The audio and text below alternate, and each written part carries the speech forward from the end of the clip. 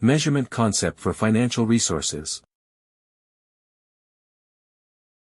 The classification of available financial resources distinguishes between cash on hand and in the bank accounts, and values that can be converted into cash in the short term. The latter are of increased importance in three cases: when the stability of the purchasing power of money is in question, or the utility of cash, for example, due to uncertain market connections, is limited, or the functionality of the banking sector is in question.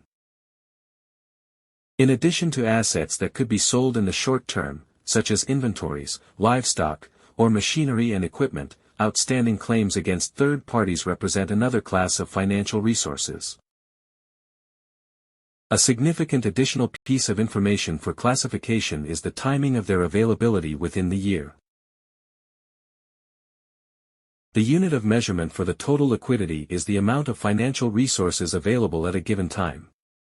In analyses over longer periods, the development of the time value of financial resources must be considered. The assessment of financial resources is carried out according to their use. The minimum liquidity is the financial resources required for current expenditures in the four sub-areas of a farming system. Financial resources that exceed this amount are available for security reserves and investments.